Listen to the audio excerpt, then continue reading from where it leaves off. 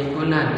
Himpunan adalah objek-objek yang terdefinisi, disebut dengan jelas dan berbeda satu sama lain. Objek-objek dalam himpunan disebut anggota atau elemen dari himpunan. Contoh, himpunan bilangan genap kurang dari 10. Contoh, A sama dengan 2, 4, 8.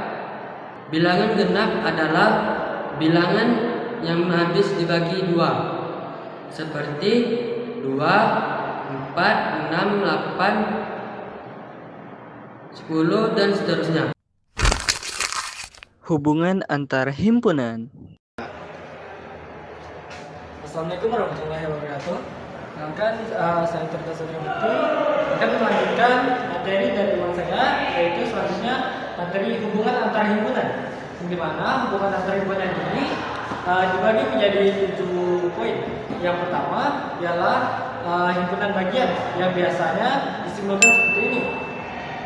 Yang dimana jika himpunan A dan B termasuk ke dalam satu himpunan, itulah yang dinamakan himpunan.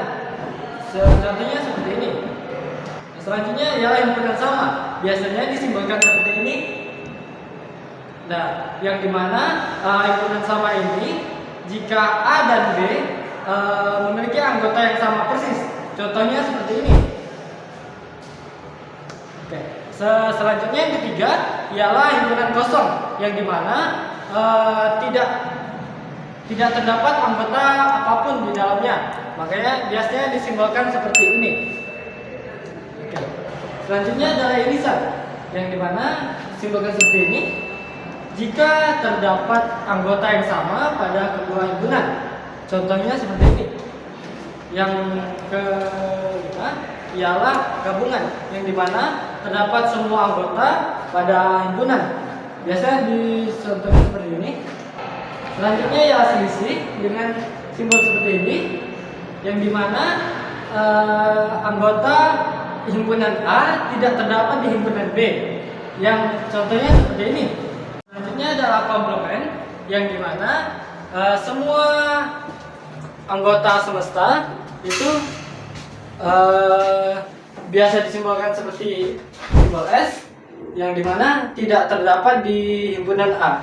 Kira-kira seperti itulah penjelasan dari materi hubungan antar himpunan. Sekian dari saya, terima kasih. Pengoperasian pada himpunan. Di sini saya akan menjelaskan apa itu operasi himpunan. Teman-teman tahu nggak sih apa itu operasi himpunan? Himpunan itu cara menggabungkan antara dua himpunan untuk mencari himpunan yang baru. Adapun 5 caranya, yaitu yang pertama gabungan yang ditandai dengan huruf ini. Terus yang kedua ada irisan, ditandai seperti ini. Cara pengoperasiannya yaitu mencari anggota yang sama-sama menyukai antara dua elemen.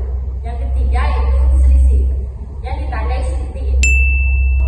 Yang dimaksud di sini ialah dia yang menyukai salah satunya, bukan keduanya.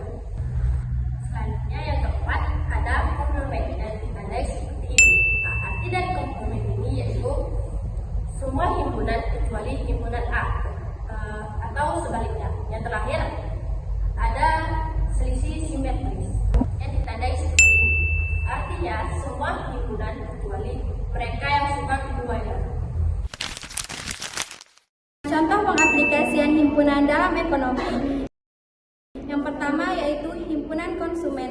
Dalam ekonomi, himpunan bisa digunakan untuk mengelompokkan konsumen berdasarkan karakteristik tertentu. Misalnya, himpunan A, semua konsumen yang berusia 20-30 tahun. Sedangkan himpunan B adalah semua konsumen yang berpendapatan di atas 5 juta rupiah per bulan. Dari sini kita bisa menganalisis perilaku konsumen dalam himpunan tersebut, seperti pola pembelian atau preferensi produk. Selanjutnya yang kedua ada himpunan barang dan jasa. Misalnya, himpunan X sebagai semua alat elektronik seperti laptop, handphone, dan lain-lain. Selanjutnya, ada himpunan Y sebagai semua barang kebutuhan pokok seperti minyak, beras, gula, dan lain-lain. Menggunakan himpunan, kita bisa membandingkan preferensi konsumen terhadap barang elektronik dan kebutuhan pokok atau menganalisis elastisitas permintaan. Jadi, itulah contoh pengaplikasian himpunan dalam ekonomi. Cara penyelesaian soal himpunan. Baik, saya akan menjelaskan dengan menyatakan himpunan dengan notasi himpunan. Apa itu notasi himpunan? Singkatnya, notasi himpunan adalah cara kita menuliskan himpunan agar jelas. Langsung saja yang pertama. D adalah himpunan bilangan asli yang kurang dari 12. Yang dimaksud bilangan asli ialah bilangan yang dipakai biasanya untuk menghitung sesuatu. Karena di situ bilangan asli yang kurang dari 12, maka di sini D sama dengan berawal 1, 2, 3, 4 sampai, karena kurang dari 12 berarti di sini 11. Seperti itu. Selanjutnya, M adalah himpunan bilangan cacat yang kurang dari 8. Yang dimaksud bilangan cacat itu sama seperti bilangan asli, tapi diawali dari huruf 0. Dari angka 0. So, M sama dengan 0, 1, 2, 3, seterusnya sampai kurang dari 8, yaitu 7.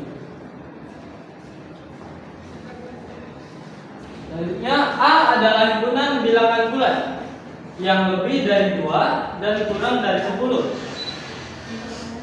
Yang dimaksud bilangan bulat ialah yang angkanya dimulai dari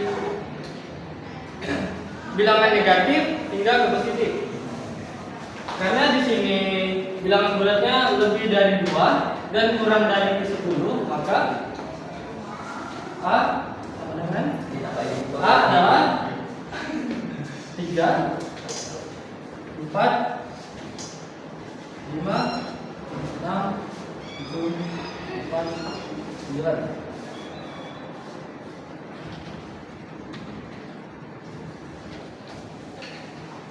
Itu adalah bilangan bulat.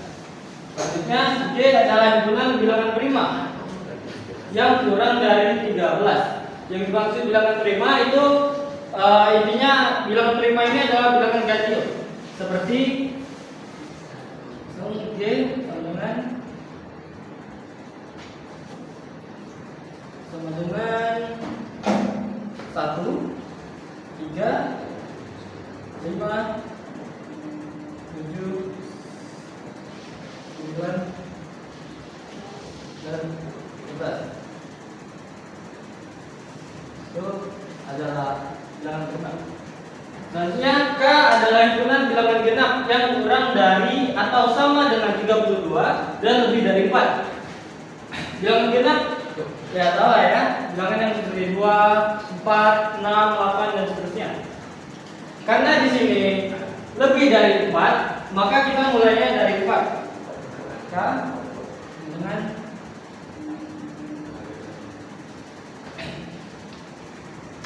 6, 8, 10, 12 sampai sama dengan 32, sampai ketemu angka 32. Kira-kira seperti itu cara menghitung dengan notasi himpunan agar lebih jelas. Selanjutnya, saya akan menjelaskan soal nomor 2. Nyatakan himpunan berikut dengan mendaftar anggota himpunan. Yang pertama, yang A, X lebih kecil dari 12 dan X adalah bilangan cacat. Bilangan cacat yaitu bilangan yang berawal dari 0. Ini X lebih kecil dari 12 berarti 0, 1, 2, 3,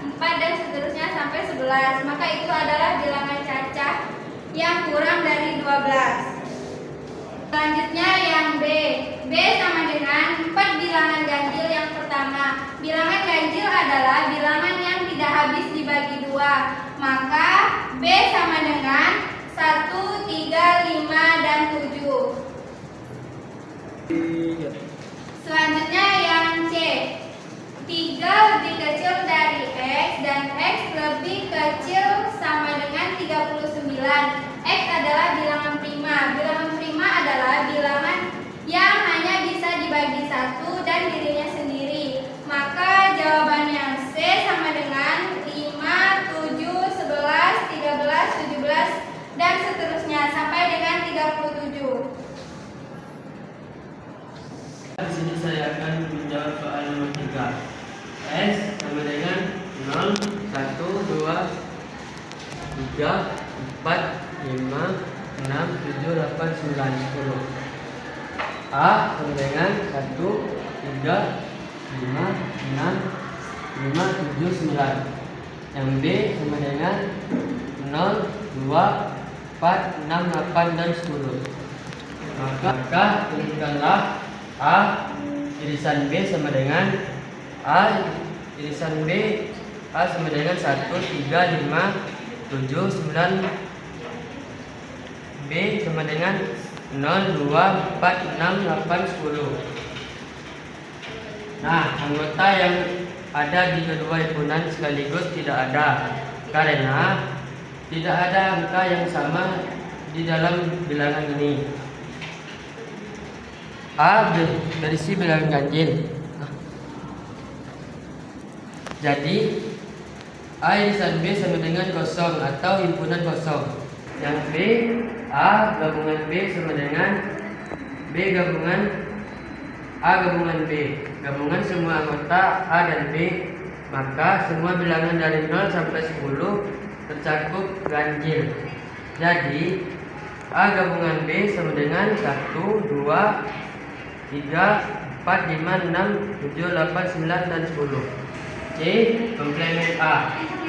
Komplemen A terhadap semesta. Komplemen A sama dengan semesta. Maka A sama dengan 0, 2, 4, 6, 7, 8, 10. Perhatikan ini sama dengan himpunan B. Yang D komplemen B. Komplemen B terhadap semesta. Komplemen B sama dengan semesta. Komplemen B sama dengan 1, 3, 5, 7, dan 9. Ini sama dengan himpunan A. Yang E komplemen A gabungan komplemen B. Komplemen A gabungan komplemen B gunakan DE mergen. Maka gabungan komplemen A gabungan komplemen B sama dengan A gabungan B, karena A gabungan B sama dengan 0. Maka A gabungan B sama dengan semesta.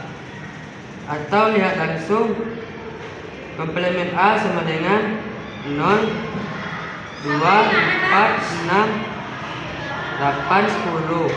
Dan komplemen B sama dengan 1, 3, 5, 7, 9. Gabungan keduanya adalah semua elemen S semesta. Jadi komplemen A gabungan komplemen B sama dengan semesta, sama dengan 0, 1, dan seterusnya sampai 10.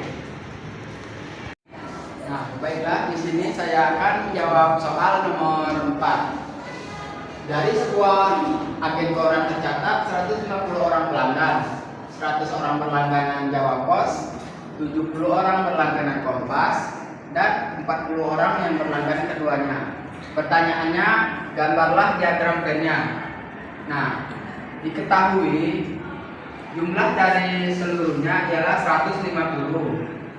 Nah, yang berlangganan Jawa Pos kita sebut JP saja, berjumlah 100 orang.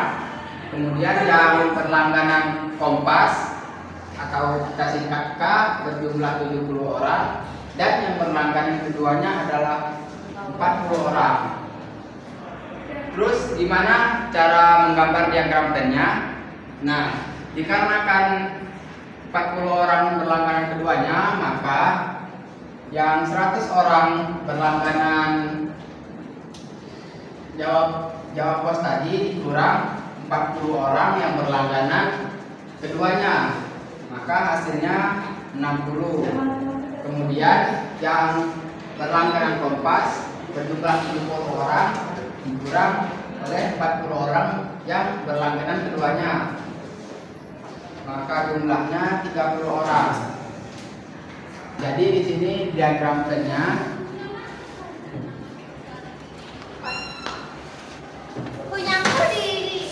JP yang berlangganan jawab pos dan K untuk ini Kompas.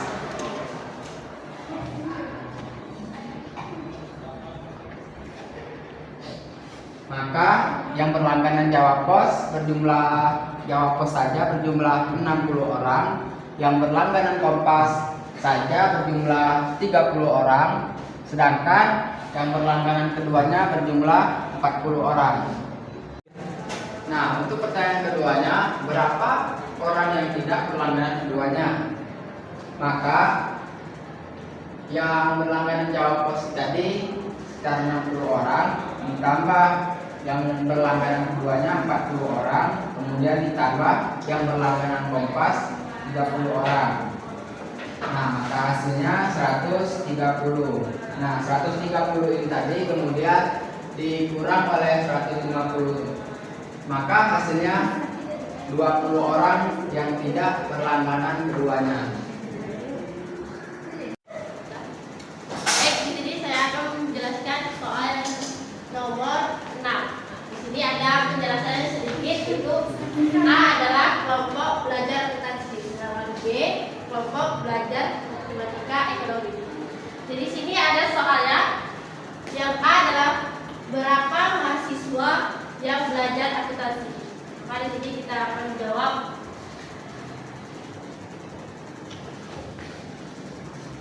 A sama dengan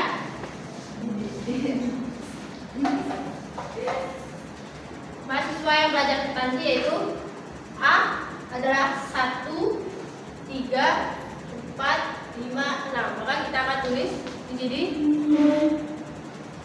1, 3, 4, 5, 6. Kenapa 4, 5, 6 termasuk yang belajar akuntansi? Karena dia irisan antara A dan B, itu artinya belajar keduanya. Jadi kalimat 6 termasuk mahasiswa yang belajar akuntansi. Lanjut yang B, berapa mahasiswa yang belajar matematika ekonomi? Maka kita tulis sini B sama dengan 4, 5, 6, 7, 8, 9, 10.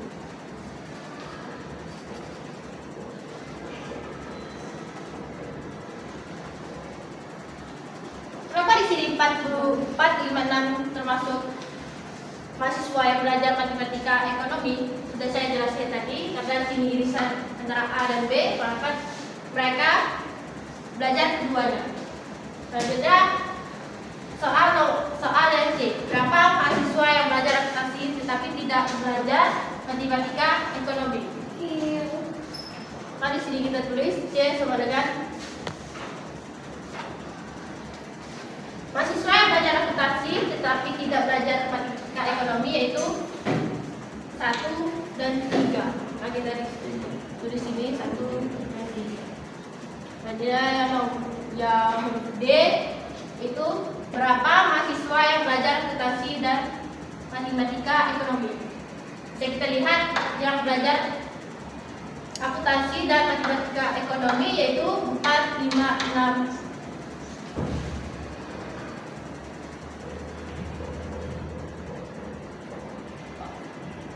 Dan terakhir yaitu E, tadi kita tulis di sini soalnya adalah berapa mahasiswa yang belajar matematika ekonomi tapi tidak belajar akuntansi. Jadi kita lihat di sini yaitu B, kelompok belajar matematika ekonomi, yaitu 4, 8, 9, dan 10. Maka kita tulis di sini 7, 8, 9, 10. Begitulah cara